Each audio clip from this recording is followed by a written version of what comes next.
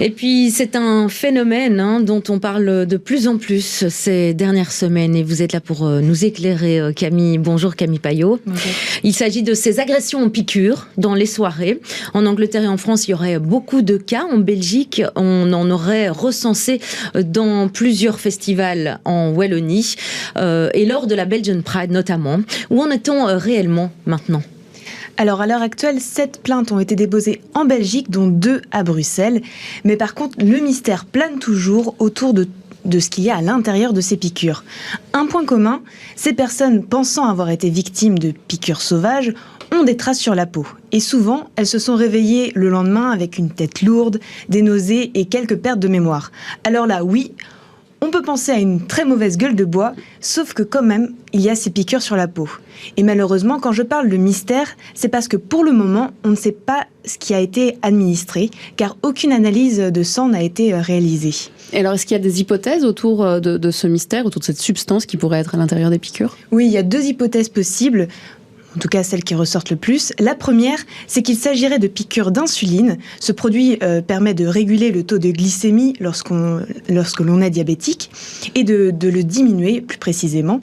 Donc pour une personne n'ayant pas besoin de faire baisser son taux de sucre dans le sang, on court tout droit à l'hypoglycémie.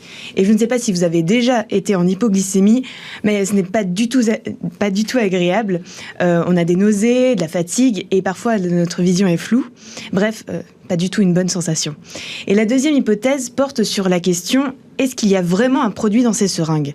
Et s'il n'y a rien dedans, ces piqûres ne déclencheraient-elles pas tout simplement des crises d'angoisse et donc un problème à la base psychologique et non physique, comme nous l'explique Olivier Luminet, professeur de psychologie de la santé à l'UC Louvain.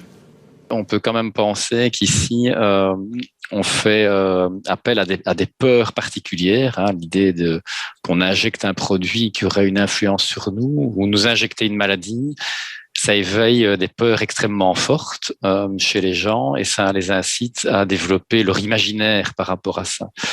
Et donc, dès qu'ils entendent autour d'eux des gens qui auraient pu être piqués, on voit se développer alors certains symptômes chez les personnes proches, des amis par exemple, des personnes chez qui on a vu des traces de piqûres. Et ces personnes, de toute bonne foi, vont commencer à avoir des impressions de maux de tête, d'étourdissement, de choses comme ça, qui sont beaucoup plus liées à l'anxiété qui est liée à la situation qu'à quoi que ce soit au niveau de faits objectifs et de marques, par exemple, claires au niveau de leur corps qui indiqueraient qu'ils ont éventuellement été piqués. Les symptômes qui donnent très souvent lieu à des effets de contagion émotionnelle, c'est souvent ces impressions de maux de tête, par exemple, des symptômes digestifs légers aussi.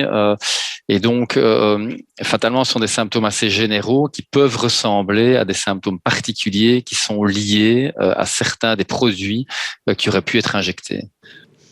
Origine psychologique ou physique, s'il y a une trace de piqûre, le premier réflexe à avoir, si on pense avoir été victime de piqûres sauvages, c'est qu'il faut aller faire un test toxicologique le plus tôt possible.